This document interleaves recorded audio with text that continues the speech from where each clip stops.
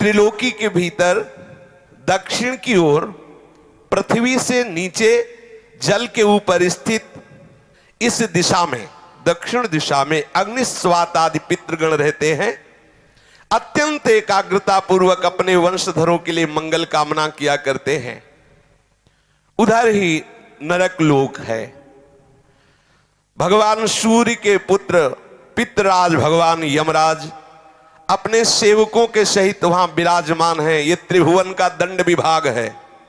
जैसे छोटी छोटी कोतवाली है ना, और सबका एक विभाग का स्वामी है, ऐसे ही ये जो रोग हैं, नाना प्रकार के संकट हैं, विपत्तियां हैं, ये कोतवाली हैं।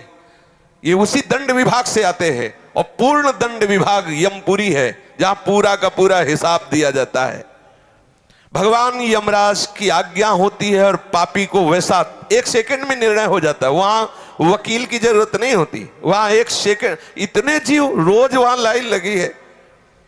अपने दूतों के द्वारा लाए हुए मृत प्राणियों को तत्काल उनके दुष्कर्मों को देखकर उसका परिणाम दे देते हैं। तामिस्त्र, अंधतामिस्त्र, रौरव, महारौरव, कुंभीपाक, कालसूत्र, अस्थिपत्रवन, सूकरमुख, अंधकूप, क्रमि भोजन, संदंस, तप्त सूर्मी, बज्रकंटक, सालमली, वैतरणी, पूयोद, प्राणरोध, विशसन, लालाभक्ष, सारमेयादन, अवीची, अयहपान, इसके सिवा क्षार करदम, रक्षोगण भोजन, शूलप्रूत, दंदसूक, अवट निरोधन, पर्यावर्तन, सूचिमुख।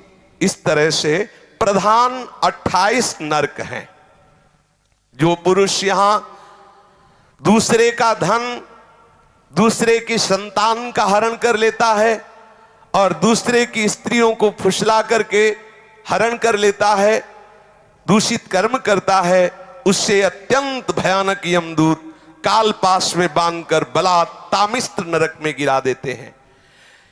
इस नरक का भयानक दंड यह है कि इसमें कहीं प्रकाश नहीं।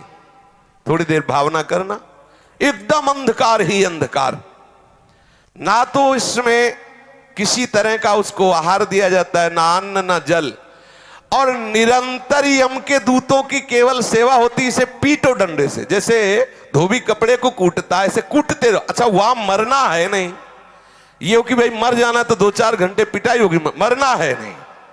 अब वहां केवल पिटाई ही होती रहती है। वो मूर्छित होता है, गिरता है, न भोजन न पानी, घोर अंधकार, केवल डंडे बरस रहे हैं, पिटाई पिटाई। वो बार बार मूर्छित होता है, लेकिन उसे अब ये सजा ऐसे दी जाती है, बोले इसे 100 वर्ष, 50,000 वर्ष, एक कल्प, अब पिटाई ही पिटाई होगी। अब बोलो कितनी दुर्दशा है, कितनी दुर्दशा। इस लोक में जो मनुष्य किसी दूसरे को विश्वास दिलाता है कि मैं तुम्हारा मित्र हूं, और उसकी स्त्री के साथ वो गलत संबंध बनाता है और उस पुरुष को धोखा देता रहे। मान लो आपको मित्र बनाया और आपकी पत्नी का भोग किया, और उस मित्र को विश्वास दिलाता रहता है कि नहीं मैं गलत नहीं हूं, तो यमदूत उसे अंध तामिस्त्र नरक में ले जाते हैं। और वो कटे हुए वृक्ष के समान भयंकर वेदना को प्राप्त हुआ सुध बुध खो बैठता है, और उसके अंगों में वहां बहुत तरह की पीड़ा दी जाती, काटा जाता है, थोड़ा थोड़ा ऐसे ऐसे काटा जाता है, ऐसे ऐसे काटा जाता है। इसे अंध तामिस्त्र नरक कहते हैं। इस लोक में जो कि मैं बहुत बलवान हूं, मैं बहुत पुष्ट हूं, देखते हैं कि हमें कौन परास्त करेगा। जहां मन आया उस धन चुरा लिया, जहां मन आया बलात्कार, नाना प्रकार की गंदी चेष्टाएं की, दूसरे धर्मात्माओं का विनाश किया, प्राणियों से द्रोह किया, और नाना प्रकार की वस्तुओं को छीन छीन कर अपना और अपने परिवार का पोषण करते रहते हैं। वो जब अपना शरीर छोड़ते हैं तो रौरव नरक में जाते हैं, रौरव नरक। इस लोक में जिन जिन जीवों को जो जो कष्ट पहुंचाया है, यमराज के दूत वैसा ही वो रूप धारण करते हैं, रुरु नामक होकर के भयंकर कष्ट देते हैं। इसीलिए इस नरक का नाम रौरव है। जब किसी को कहा जाता है कि सारे रौरव नरक मिलेगा, मतलब भयंकर चरम सीमा का कष्ट। सर्प जैसे क्रूर स्वभाव वाले ऐसे जीव वहां हैं जो उसको काटते हैं, बार बार काटते। मरना तो वहां है नहीं, महारौरव नरक, रौरव नरक ऐसे लोगों को प्राप्त होता है जो अपने शरीराभिमान में आकर के दूसरे धर्मात्माओं को, जीवों को नाना प्रकार के कष्ट देते हैं, उनसे वस्तुएं छीनते हैं, अपहरण करते हैं और स्वयं अपने परिवार और अपना भोग सामग्री एकत्रित करते, अहंकार के द्वारा। भोग सामग्री धर्म के द्वारा, भगवत प्रसन्नता के लिए। यदि अहंकार के द्वारा दूसरे की हिंसा आदि करके आपने, तो फिर वो भोग भोगना पड़ेगा। जो किसी की भी परवाह नहीं करते, अपने शरीर का पोषण करते हैं, दूसरे जीवों का मांस खाते हैं। ओ बकरा, ये ऐसे बहुत कोमल बेचारे जीव हैं जो बलहीन हैं। आप मनुष्य शरीर प्राप्त किए, बलात् उनको पकड़ के विविध प्रकार से कष्ट देते हैं और मांस खाते हैं, तो वहां भयंकर यमराज के दूत उसी का मांस काट काट के उसको खवाते हैं। यमपुरी में उसी का मांस उसको नोचते हैं से मांस और उसको पवाते, ले आप पा। अच्छा, एक दो दिन की बात है नहीं, ये बहुत लंबा सजा होती है, भोगते रहो। जैसे कोई कहते अरे हम नहीं मानते, तो आप भारतीय विधान को ना मानो, करो, जिस दिन फंस जाओगे तो तुम्हारे पुरखा पानी पा जाएंगे। इतनी पिटाई करेगी भारत सरकार की जो सैनिक है कि तुम्हें हो फिर उस समय नहीं चलेगा कि हम नहीं मानते। तुम्हारे मानने ना मानने एक थोड़ी विधान है, फंस जाओगे विधान में तब पता चलेगा। गंगा किनारे जब थे तो एक मिले थे, ऐसे ऐसे सब अंगुलियां थी, तो बताया कि हम फंस गए थे तो अंगुलियां से टूटी हुई। वो बताते थे नाखून में ऐसे कील गाड़ी जाती है, अंगुलियां तोड़ दी जाती, कितना कितना भयंकर कष्ट। काफी काफी समय तक बर्फ की सिल्ली में लिटा दिया, ऊपर से पिटाई हो रही, बड़े बड़े कष्ट बहुत। अब आप इसे मानोगे अरे सब झूठी है, नहीं कहते झूठी, तो कर ले, देख लो जाके क्या हो रहा है। जैसे यहाँ की पिटाई को हम नहीं माने और बुरे आचरण करें, तो जब फंस जाओगे तो आपको बिल्कुल अनुभव करो, अनुभवी महापुरुष हो जाओगे। ऐसे आप नर्क को अभी मान रहे हो कि अरे शास्त्रों में सब झूठा लिखा हुआ, जब भोगले को मिलेगा तब आप पता चलेगा आपको।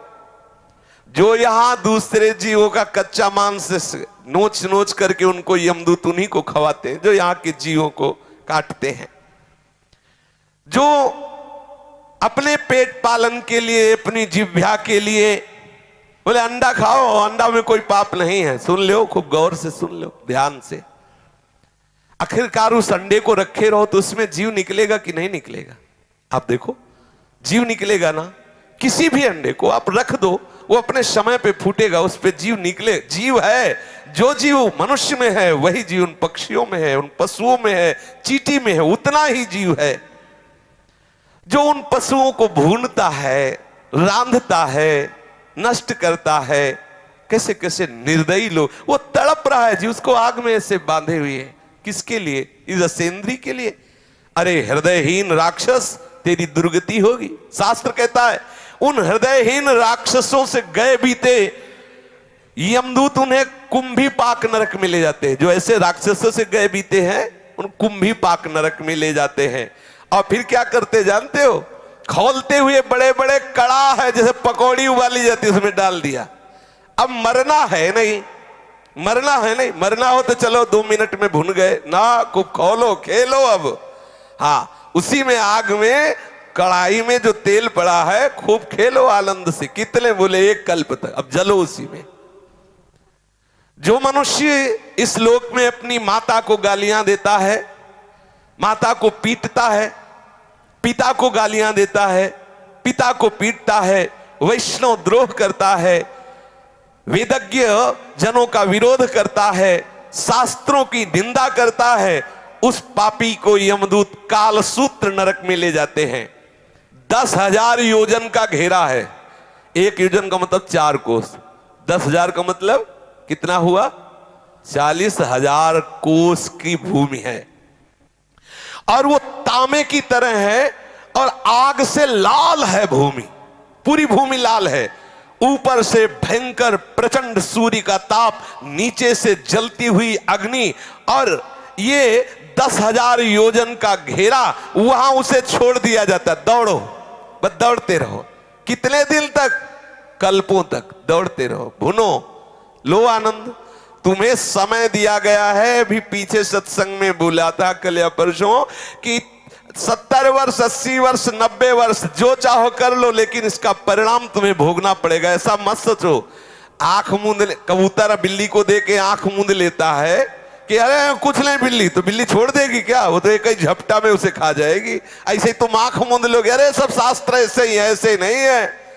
यहां तो ब्याज में मिलता है कैंसर और ये नाना प्रकार की सड़न गलन, ये ब्याज है। मूल तो यमपुरी में भोगो चल के।